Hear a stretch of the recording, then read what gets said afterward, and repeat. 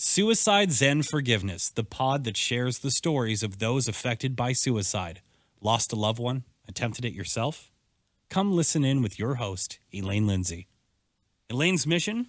End the silence, stigma, and shame about suicide, ideation, and mental health. Sharing your burden can lighten your load. Elaine says we must normalize the conversation to make it easier for you to voice your pain and be able to ask for help. Reaching out to another human being when you're in need of a listening ear must become the norm. Please note, the Suicide Zen Forgiveness podcast is for education only. Some of this subject matter could be triggering. For those of you that are either grieving or having mental health problems, please call your local suicide hotline or mental health office if you need immediate help. And now, here's your host, Elaine Lindsay. My guest, AnneMoss Rogers, is a mental health and suicide education expert, professional speaker, trainer, and consultant. In 2015, her then 20-year-old son Charles died by suicide. AnneMoss chronicled her family's tragedy in a newspaper article that went viral, and her blog, Emotionally Naked, has reached millions. She is the author of the award-winning memoir, Diary of a Broken Mind, and the bestseller, Emotionally Naked, A Teacher's Guide to Preventing Suicide and Recognizing Students at Risk, with co-writer Dr. Kimberly O'Brien. AnneMoss has been a TEDx speaker. She was featured in the New York Times, Variety magazine, and she was the first non-clinician invited to speak on youth suicide at the National Institute of Mental Health. A UNC Chapel Hill alumna, AnneMoss, currently lives in Richmond, Virginia. Her surviving son is a filmmaker in LA.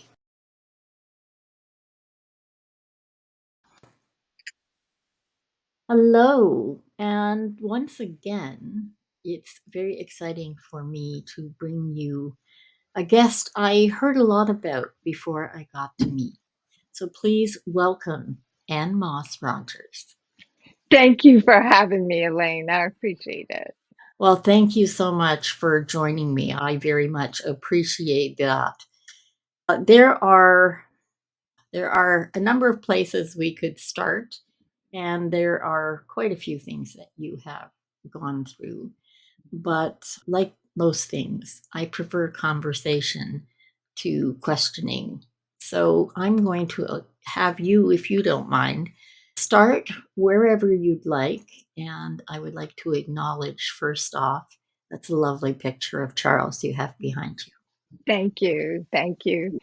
I don't think I've usually started where I'm going to start now, but I am for this podcast. I remember that I had been through a whole lot in my life. Now, I was born in a middle-class family, loving parents. I didn't have a ton of trauma or anything like that. Not that they were perfect, but my parents loved me, and that not everybody has that.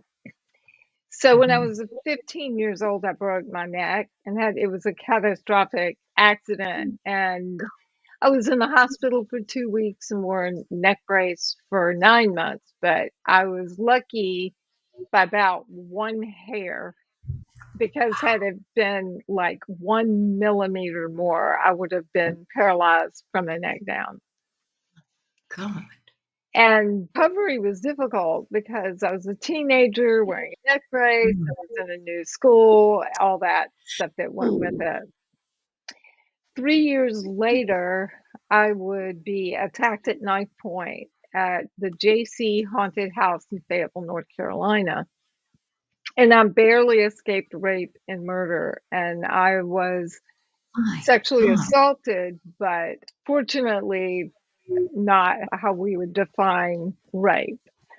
But I do remember how the police officers treated me on the scene, and that was like I had caused this, and I was lying to them, and I had a fight with my boyfriend. Well, I didn't back down. I went home and I told my father. I told the principal of my school, and the next day the chief of police was at my house. And I showed him where it happened. So I walked right back into the space where I had been attacked, showed him the blanket, my earring, my dollar bill, everything I said was there that they said they couldn't find. So I really fought back. And I'm like, I'm not taking this. I was attacked and I will not be belittled over this. And it would be a couple years after that I was struck by lightning. I'm not sure where. Did it strike near my feet? But I was thrown in the air and I was scrambled for about 2 weeks after that. And the only Wow. witnesses I had were a cabin full of 7-year-olds. Wow. Right. And then I would find out I had a brain tumor in 1999 when my then 3-year-old Charles Aubrey Rogers said, "Mom, your tongue is crooked." And an MRI would reveal that I had a brain tumor on one of my cranial nerves, and that's called a skull-based brain tumor. So for decades, back and forth, I fought that it was not cancerous, but it was definitely life-threatening, and I do have a number of deficits as a result. For whatever reason, I've had enough, and that's my insurance policy going forward. It's that nothing else really that bad's going to happen to me. And then my son started struggling with depression and anxiety around, I'd say 2010. It became really obvious. There were signs before then. And in the years between 2010 and 2015, around the end of that time, he would become addicted to heroin. Oh. And he killed himself in 2015. And I thought, we invested all this work. We loved him so much. How did this happen? How this doesn't happen to people like me. Yeah. And Yeah. I loved him. And how could this happen to somebody who loved their child? Didn't he know that? But I thought at first he had done this to me.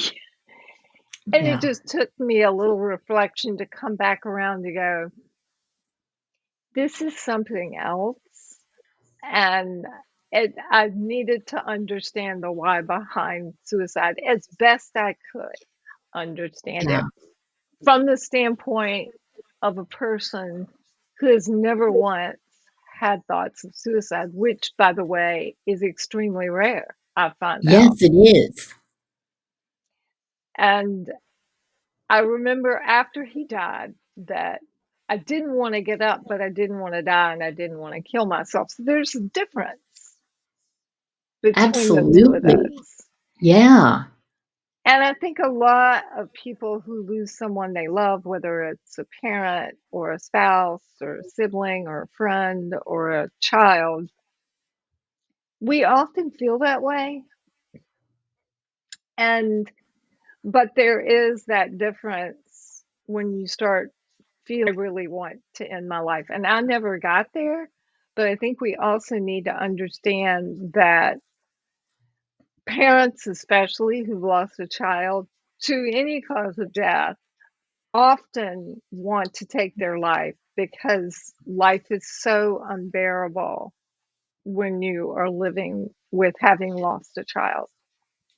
Yeah. Oh, absolutely. Absolutely. My heart goes out to you, and you are so right in that is quite unusual that you didn't go to the extreme. I live with suicidal ideation and have since I was a child. So for me, suicide is the third option constantly on the table. Oh, it That doesn't matter. Yeah, whether I burn the toast or crash the car, one of the options is always I could just end it, which it's hard for me to I hear what you're saying, I understand the words. It's a weird dream to not have these thoughts. So that's mm, incredible. And in a way, it was a gift, but also it would be more pain for you in losing Charles and knowing Yeah, that every day. I think that Yeah, I think all those previous experiences that I outlined earlier, yeah, and the fact that I did have, like I said, an imperfect but loving family, yeah, that gave me the underpinnings of being able to develop the resilience. I'm also not predisposed to thinking that way.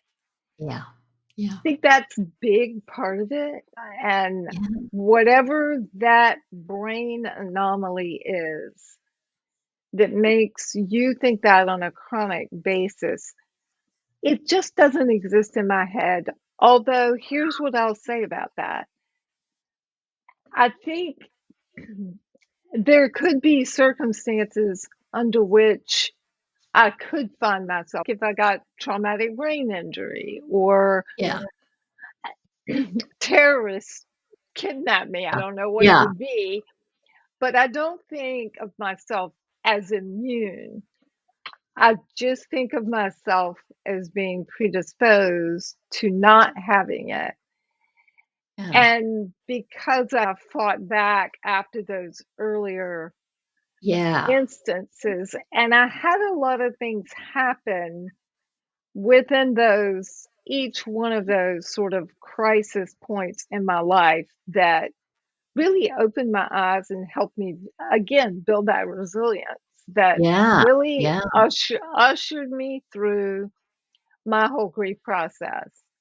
But I tell you what, I started building my toolbox right after it happened. And I already had a pretty good toolbox yeah, of coping skills. And I was bound and determined that if I wasn't here speaking, then who would be carrying forward my son's legacy?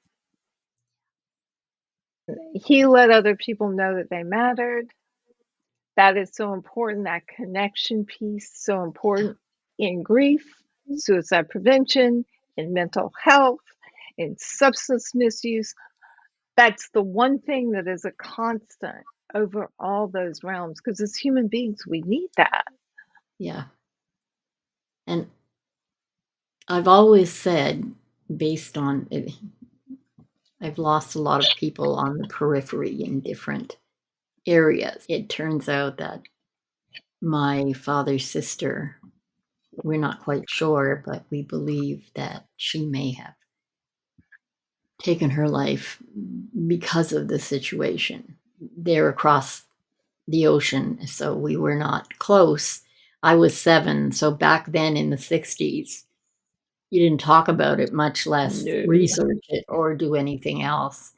But I have always believed, based on my, I didn't even know the word ideation until about 3 years ago. I just thought I was weird. And that was just part of me.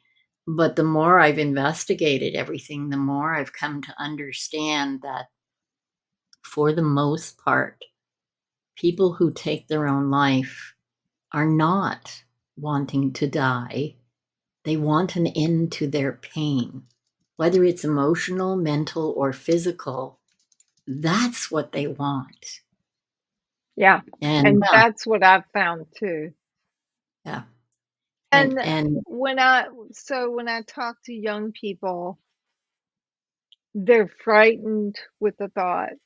Now, sometimes they'll have one thought their whole life and they'll come close or they'll attempt and it never happens again. And there are people like you that starting at the age of 8, they have suicidal ideation their whole life. And then they get to a certain age and it's just, I am worn out by this. I'm tired of fighting. I'm yeah, tired of wearing the mask. And it is just exhausting. yeah, And I don't have the perfect answer to that, but it really is about being there for one another and for those who have those chronic thoughts to also understand how to have that friendship so that it doesn't feel lopsided to the other yeah, person because that's what makes that other person run away. yeah. And I found that my father was diagnosed with dementia last December, and Oh, it was sorry. thank you. It was only a few months before that he got off Facebook.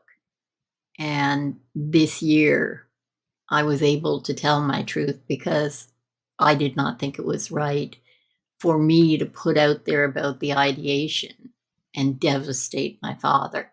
He's the only one I have left. And right, it has made a world of difference. And this is why I'm on this mission to end the silence, the stigma, and the shame surrounding suicide, loss, ideation, and of course, mental health.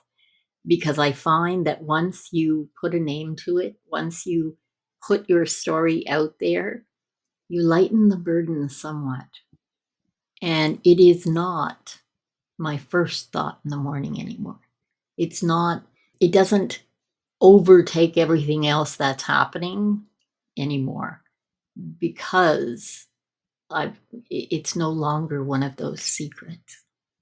So, this is how I explain what you just explained when I speak to either parents and mostly young adults and teens, Yeah. is it's like a balloon.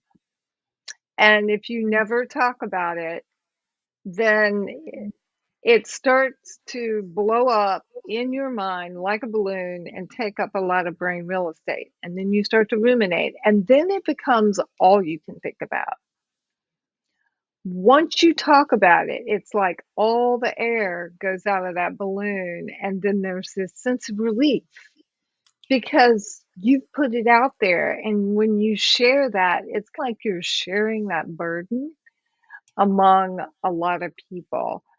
And I think that conversation has a lot of value. And I remember when my son died, all of a sudden people came over to my house. They knew that's a Southern tradition, but I was in a neighborhood with a lot of people from a lot of different places. How they knew to come over starting at 11 a.m. until 5 p.m. every single day for an entire week, my house was packed to the brim, could barely move. Yeah. I loved it. And if I needed to get away, it was okay for me to go upstairs, and I took those breaks when I needed to. But that helped me absorb all this extra emotion that I was feeling and share that pain with the other people who loved him. Yeah. Yeah. And I'm so grateful to have had that because I talked to other people and they're like, we were completely alone, and those Yeah. first 2 weeks were unbearable. And I'm not going to tell you the first 2 weeks were a picnic, but I can tell you, I don't know how I would have gotten through that first week without all those lovely people bringing food, coming by, giving me hugs. All my first cousins drove from wherever they lived. And if they weren't able to go to the service, they at least came by. And I remember having a conversation with my cousin Nimux, and he had lost his son to a drug overdose Mm. maybe 2 years prior. And no, it'd been a little bit longer than that, I think. And anyway, we talked, and it was so wonderful to make a connection with someone else who had, even though it wasn't suicide, my son struggled with, had a heroin addiction too. Yeah. And it was just so nice to have a frank conversation. And he gave me a little lay of the land of like, Yeah. you will reach a certain point. He said, but I'm sitting here today. I'm crying with you now. And I just met with somebody who lost their child 25 years ago. And he started crying. He said, there's always that wounded part of you. Yeah. And that was so lovely too. And I think we really don't invest enough in those connections with people. Yeah. Yeah. I Oh, I felt totally. I felt abandoned afterward. Once Oh, it was the memorial service and We had to move because we had sold the house 4 days before he died. So I had to get out of the house in 3 weeks. I had Yeah. no choice. Wow.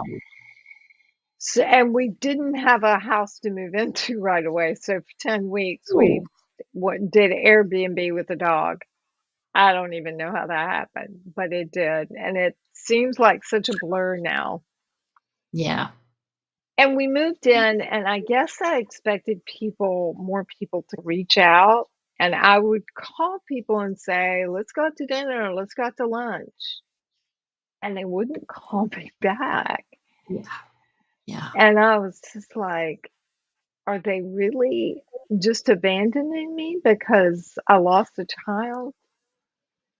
And I woke up one day and there's a DBT skill called Just the Facts.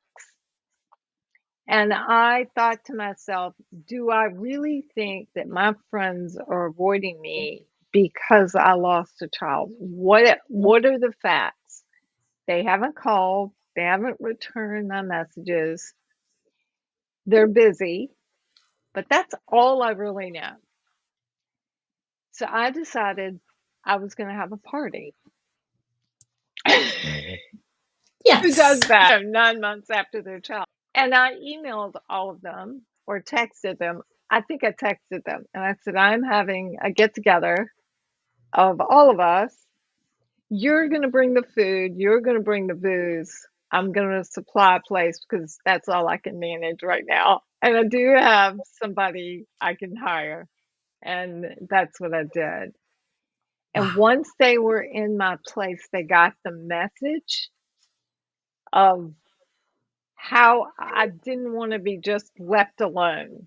Melted their fear. Yes. Yes. It was all about fear. And that's when your friends aren't reaching out, it is their fear. It's not you. It's not they don't like it. It's something going on with them and they fear. They'll tell you, oh, I fear this saying the wrong thing. I fear this. Yeah. Their fear is sitting with you in their tragedy, in Yeah. your tragedy. Yeah. They think that is going to bring me down. And Elaine, it does just the opposite. Yeah. When you reach out and you sit with someone in their tragedy, nothing makes you feel better afterwards than doing that. Bring over popcorn and say, you know what? You want to talk about your loved one that died? I'm here. Yeah. You want to watch stupid rom-coms and eat popcorn and drink wine? I'm all here. Whatever you want. But I just Yeah. want you to know I am in your space now. And I'm willing to sit with you. And if you want to cry, if you want to be silent, I don't care. I just want you to know I'm here. That's such an important message. And that's part of why you and I both do what we do, Yeah. because that fear, that silence and shame and guilt about not knowing what to say or how to say it or if I should say anything, it does make people stay static. They tend to freeze because they just don't know what to do. We have never, ever been given the tools to feel the uncomfortable feelings.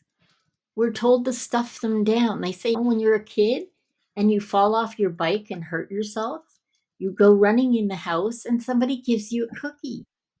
They don't want you to feel your feelings. They just want you to think of something else. Do something else. But it's funny. I've used this analogy a lot of times and not for this particular thing, but animals, when they feel fear, okay, when you're on the plains, the savannah, and the zebras or the antelopes or whatever, one of them catches wind of a lion or something dangerous and they all run like hell, okay, and they run off and it's frenetic, and when they stop and the danger is past, you can literally watch the entire herd from tail to head goes through this weird shimmy because they're shaking off those feelings. We don't do that. We don't have, or we have never processed all of the feelings we have. We're told to stuff them down or just get over it or go past it. Or we're never told to, you know what, just feel your feelings. Just feel Yeah. the feelings. Because in actual fact, they don't last that long. But the animals then go on with their lives. They don't have therapists. They don't have to go for counseling because they haven't hung on to all those feelings that put them in a bad place. And I hate to say it, but we need to be more like the animals. Oh, most definitely. You touched on something, and I'm going to write another note here because you touched on so many things. I always say, you can't heal if you can't feel. Oh, that's so good.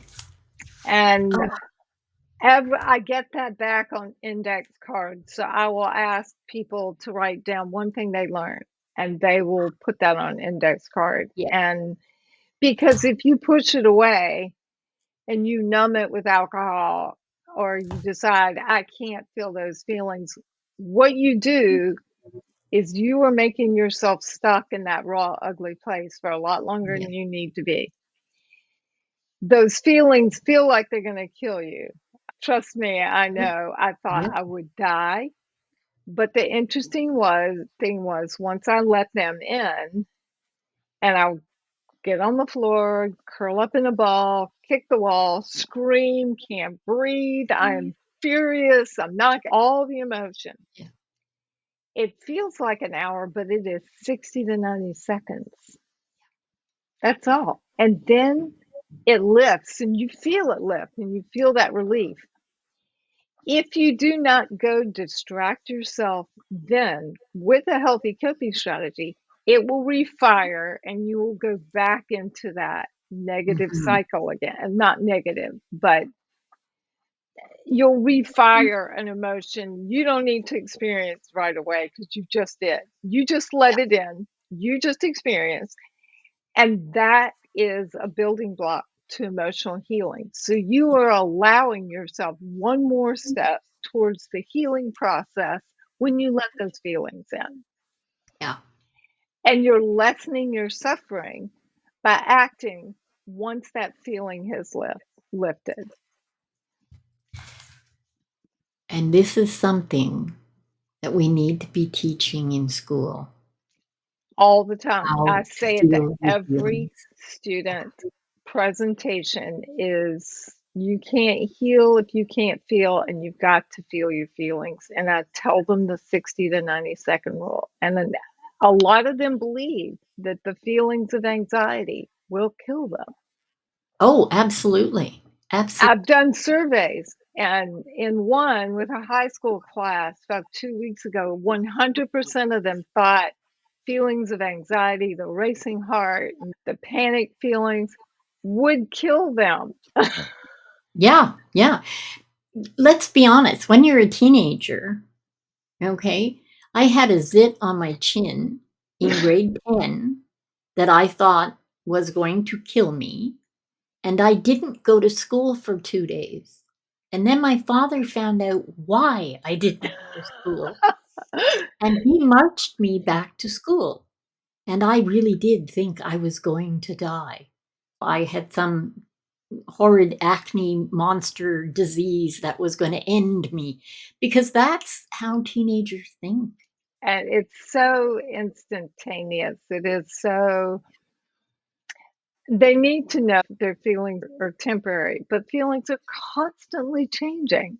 And when I'm having a bad day, I'll use my coping strategies, but I also do I'm not going to feel like this forever, but I do feel like this right now. I'm acknowledging I feel like this right now, but tomorrow, even an hour from now, Yeah, I'm not going to feel whatever indifferent or emotion that I don't like, whatever difficult emotion I'm going through yeah, at the moment. yeah. I very late in life because I did the avoidance thing for decades. I finally found something that kind of worked, and I would allow myself to what I call wallow.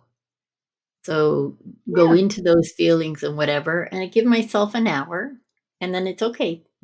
That's done. Get on with whatever else you're doing. But finding and researching all about feelings and learning about the 60 to 90 seconds, there are some schools that'll say it can be as long as 3 minutes.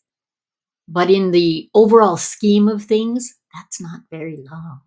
No, it's not. And however long it was, to me, mine, when I did time them, I'm like, it is about Oh, that yeah. long. Yeah. But I think what happens is if it's 3 minutes, this is what I've seen from brain scans. So it's the whole episode might be about 3 minutes, but the periods of intensity are like this many seconds, and then it goes down, and then you have another kind of intensity, because that's how suicidal ideation works for a lot of people. It's like you're in this moment of, I usually call it something, but I forgot what that is now, but it's that episode or trance Yeah. like situation, and then you come out of it basically. But you said something a minute ago, I want to kind of circle back to that, and that is the wallowing and torturing Yeah. yourself. When we lose a loved one to suicide, what do? We torture ourselves. It is Oh, our yeah. fault. We missed it. We could have prevented this. We could have been Superman. We could have been God. We could have, Yeah. because we are in control of the actions of another, not. It doesn't matter how much logic you put in front of it. Nope. That coulda, woulda, shoulda. It's part of the suicide loss process. It's part of the whole losing someone. Everyone feels a certain degree of that, but those of us who've lost to suicide, because of the intentionality piece, it is particularly sharp. So I had a process, and yours reminded me that you allowed yourself an hour to wallow. That worked for you. So I would find myself just torturing myself over and over any given day. It's my fault, and I'll go over every detail in my mind of how it happened, how did I know, the last text message, the last conversation, yada, yada, yada. And finally, one day I said, I can't go down this rabbit hole, but I can't stop this process. It is part of the healing process. So, what can I do to lessen my suffering? So I made a deal. I said, okay, however long you're ruminating this, and for me, it was like 3 to 5 minutes where I would just, you're doing this, it's your fault, blah, blah, blah. And I'd say, you go for it, you have at it, you torture yourself for your 3 to 5 minutes, but that's all you get today. And you can't do that again today, but tomorrow is a new day, and you can torture yourself all over again. Yay! And then I would just reduce that to, like, if I was doing it 5 minutes to 3 minutes, and then to it was every day for a while. So wherever your baseline is now, you adjust that. Like, you needed an hour. Maybe you would say, okay, the next time this happens, I give myself 45 minutes, or I do this once a week. It's whatever kind of reduction strategy works for your personality. That one worked for mine. And you can start with that and go, that's not working for me. I need to have twice a day Yeah. because it's starting to really dig at me. Yeah. I need that second time a day. And then later on, I'll reduce it to one. The first few decades didn't have the tools, and there were other things going on, and certainly didn't have the tools to come up with a strategy per se. The wallow time, it's maybe once a month. That's allowed. It's not an often thing, and it can be when other things pile up as well. And rather than stuffing things down, which I did for so long, this like option to do something that made sense and yes, had a time frame so that And to be honest, I cannot tell you the last time. I actually had a wallow time, not for a long time. And I think that's a good sign. A friend of mine says that once a year she needs a whole day in bed to wallow. And Yeah, that works for her and keeps her yeah, going for the entire year. So my 3-minute thing wouldn't work for her. yeah, But yeah, she has found what time frame of sinking herself into it, because she says, I really need to just fold inside myself. I am not here to criticize what your time limit is, just that you don't stay there forever, yeah, yeah, because if you don't, you won't start to see the cracks of light and the beautiful things happening around you. You'll start to focus, be an animal, focusing on danger. I'm yeah. in danger all the time. Oh, absolutely. And something else that I think really helped in my case was beginning a gratitude practice. Yes, I am. And that's what did the crack of light for me. Yeah, Somebody said, you have to write it down and you have to do 3. I could barely take a shower. It was all I yeah, could do to I remember one day I forgot to take off my clothes before I got in the shower. That's how bad things were. yeah, yeah. So I started to, and everything bad. My friends hate me. They don't want to see me. I started getting this negative role, and it's like, stop. This attitude has to stop. This is not going to help you. So I decided to think of one thing I was grateful for. I'm going to tell you, I did not start off well with this, and then I would repeat myself a lot. But the first one was, and this is embarrassing, my son was not killed by a serial killer. For whatever reason, that had been Yeah, in my book of terrors. And that was the first thing it was just weird stuff like that. But I kept at it. but it was a start. It was a start. And it was like, I remember just laughing at myself going, should I write that down? I'm embarrassed. What if someone finds it?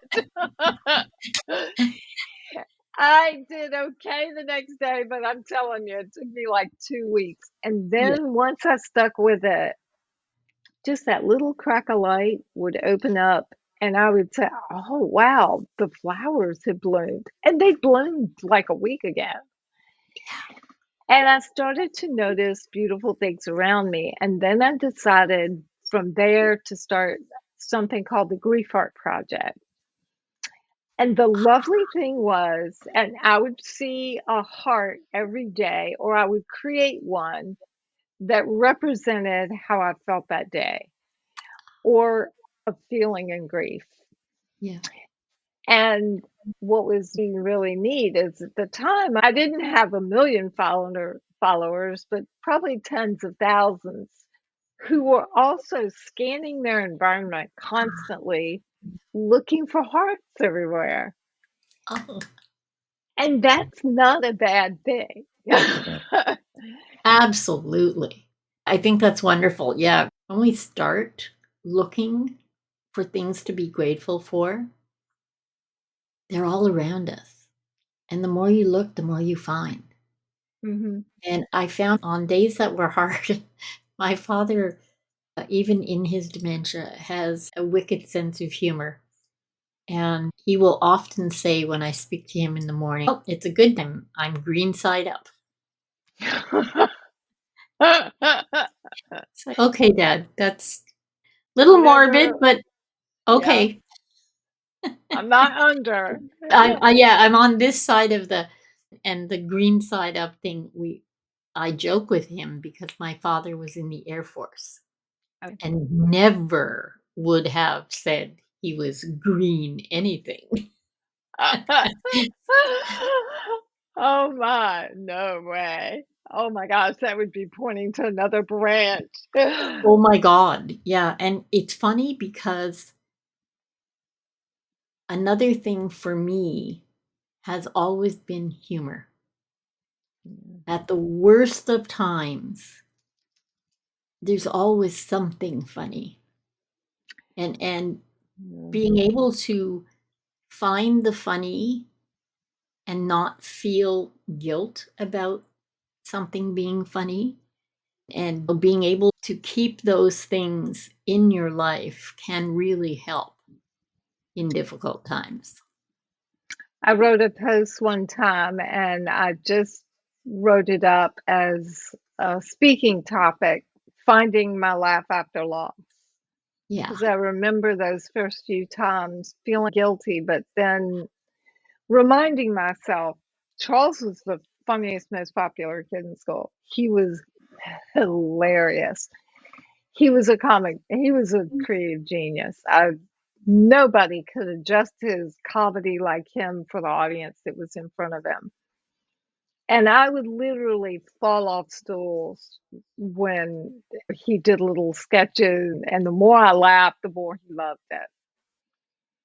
And I kept trying to remember that, but my hearty, no holds barred laugh really took a sabbatical for a long time. Yeah. But the first time it came back, it was like, oh my gosh, I recognize this. And Yeah. I could not stop. I just couldn't stop. I laughed so hard and it felt so good. Oh my gosh, it felt so good. It really does. It really makes a difference. And my sister died October 27th, 21. She was 5 years younger than me. She had beaten cancer for 24 and a half years, and we're not sure what happened, brain aneurysm or something, but she fell down the stairs when she was alone at home. And we had to let her go those few days later. But at the grave service, because you still couldn't have people, it was COVID, and we all brought a little something, and her grandchildren were, I think, 8 and 10 at the time. And standing at the grave, I brought a little red fire truck. And I could see her granddaughter looking at me like, what? And I said, I want to tell you a story. My sister, we don't know why, nobody knows why this started. But when she looked sad, or when she was angry, or when she was ready to shoot me, I would suddenly say, fire truck, just like that. And her son said to the kids, oh my God. And my sister had this laugh that took up the space, the city where you were. She Wow. actually stopped a comedy show because the comic he just could not believe that someone was laughing that hard. And so that little fire truck and letters from the grandkids and everything went in the grave with the urn. And we ended up telling silly stories and laughing at the graveside. And the little gentleman from Beechwood Cemetery, he said, I have to tell you, this was beautiful. Like, you're a very small family, but having that, just being together, because we still couldn't have people with us, but being together and savoring her memory, and being able to, give the kids things that they weren't there for. And we still do that to this day, because that, for me, I think it's the most important thing we can do, is keep saying our loved ones' names when we lose them, however we lose them, and pass on those stories, because it's important for our families to have the stories about each and every person in the family. No matter. And I also think what you talked about there was the ritual too. Yeah. There's comfort in rituals. Oh yeah. There is a way of honoring your loved one with rituals. Yeah. And that is a big part of the healing process. I had to develop my own new rituals, Yes. all from scratch. And that's what makes the grieving process so difficult, is that you're creating this new life and it feels like you're starting from scratch. Yeah. Yeah. And those rituals really help create that comfort to be able to do that. And I remember, I'm also a brain tumor survivor. I told you that earlier. Yeah. And I remember creating a ritual after the second surgery that I had. And there were no more doctor's appointments. And the next one was a year. And it felt like I should really be relishing that. But instead, I was feeling lost. Like Yeah.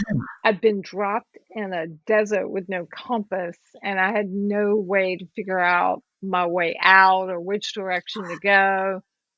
So I created a ritual. I'm going to get up in the morning before the kids do, and I'm going to work out. And if I get up late, if it's 15 minutes on that stair stepper is enough. I'm going to do something. And then, I kind of created a plan for the day. And I thought, if I get a migraine, because I was getting a lot of migraines then in the Yeah. recovery process,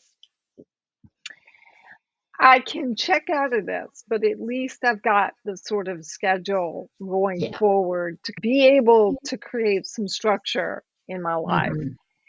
I can't tell you how that helped and how much it helped after my son died, because after my son died, the next day, do you know what I did? I got up, I put on my running shoes, and I went running because that's what I did in the morning. People thought she's out of the house, and I needed that Oh my God. physical Yes. release so badly.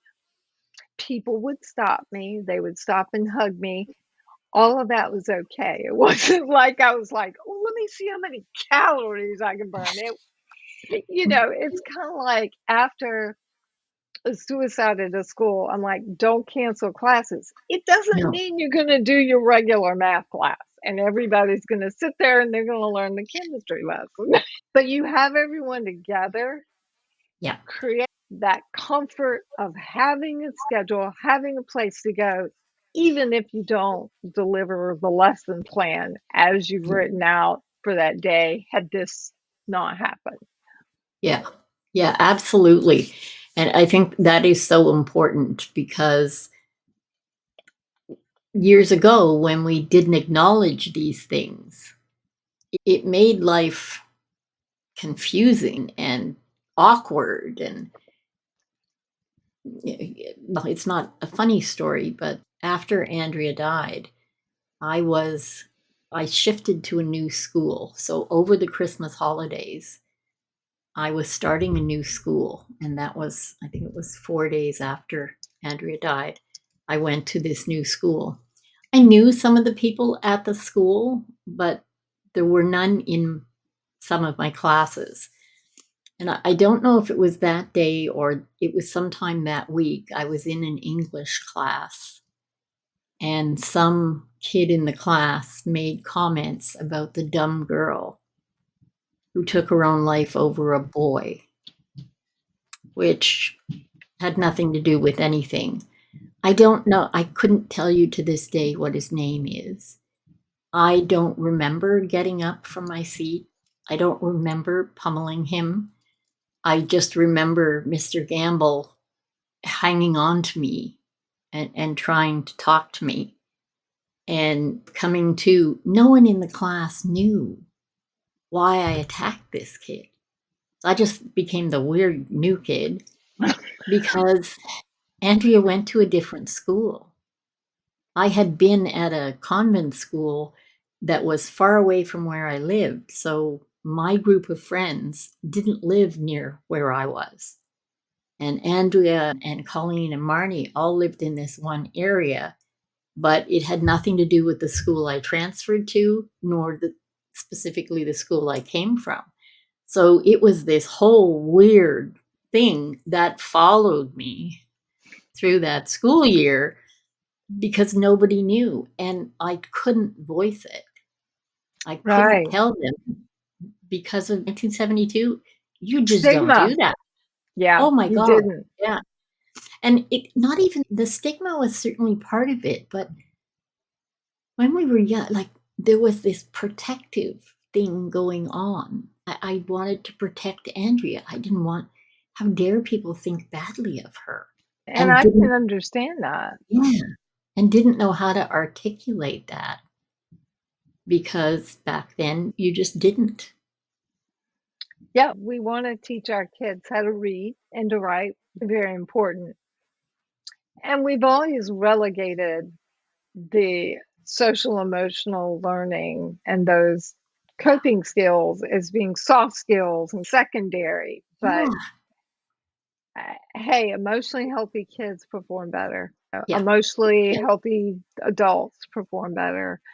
And whatever we can do to teach people simple coping skills. Most people don't need medication, they just need yeah, coping skills, which is pretty much what I'm all about, whether it's grief or walking along a loved one with addiction or mental illness, or yeah, yeah, I'm all about there are ways to cope. And if you need medication to support that effort, great. But there are many things that you need to do in addition to that so that you grow from the experience, no matter yes, how bad, no matter how traumatic it is. absolutely. And I think if COVID has put a spotlight on one thing, it's the fact that we have not given children tools to, one, articulate their feelings well, to understand that it's not the end of the world, and having feelings is part of being human. And Exactly. also, interaction with others cannot be viewed as only scary, because Yeah, that seems to be where we are. the digital age broke down our communities of Yeah, connection, and we need to figure out how to build those back within yeah. this new world. And I think we can. It's just Oh, yeah, the digital world just moves so quickly with so many changes. yeah, We haven't had time to adjust. And I see that we're doing that now. yeah. It does make a huge difference. Back in 2011, Google Plus came out. Google Oh, I created a remember that. social, loved Google Plus. I was a Google Plus evangelist. Really? And in February of 2012, 70 of us from as far away as South Africa, Vienna, Britain, all over the US and Canada met up in New York City for 5 days. It was because we had hung out in video chats for over a year that Wow. we felt we wanted to know these people more. We wanted to be IRL, in real life, and be Yeah. with these people, which is the opposite of what people think the digital world does. Yeah, Well, that I yeah. always say when the digital age moved in, that which we thought would bring us together really pushed us apart. Well, in some cases, it really didn't. It gave those of us A that platform to find each other. And exact, that's the secret to yes, taking that forward is using it as a place for that initial connection yeah, and of finding those similarities and then finding a way to connect like you all did. That's a great yeah. example of taking it into the future and adapting it to the world we're in today. Because we're not Yes. going back to the old days. No, we're not, but we are not just avatars. No, And we're more than that. that's We're what, real yeah, people. yeah. And that's what I think we have to teach the younger generation, that yes, your social life and your social online life are great parts, but we need to integrate all of the things you have the opportunities for, integrate them into your life so all of it works together.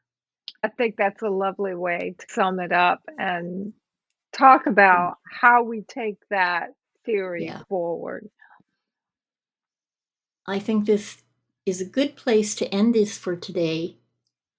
But I want to ask, perhaps you and I could get together again and take that discussion even farther, That because would I be think it's really lovely. important. I do too.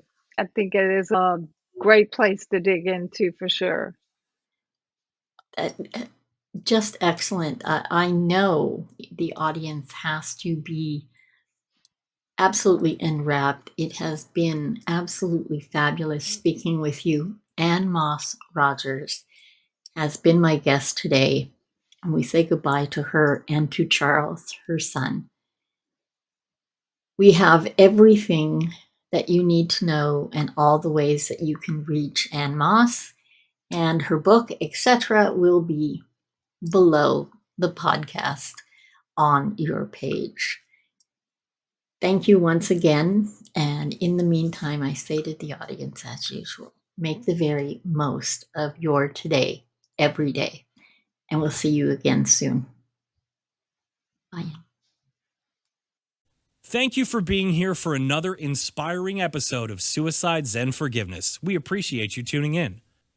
Please subscribe and download on your favorite service and check out SZF's YouTube channel or Facebook community.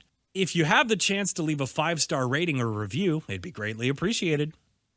Please refer this to a friend you know who may benefit from the hope and inspiration from our guests. Suicide Zen Forgiveness was brought to you by the following sponsors: Truel Social Media, the digital integration specialists. Let them get you rocking page 1 in the search results. Canada's keynote humorist Judy Croon, motivational speaker, comedian, author, and stand-up coach at Second City, Judy has been involved for over a decade in the City Street Outreach Program in Toronto.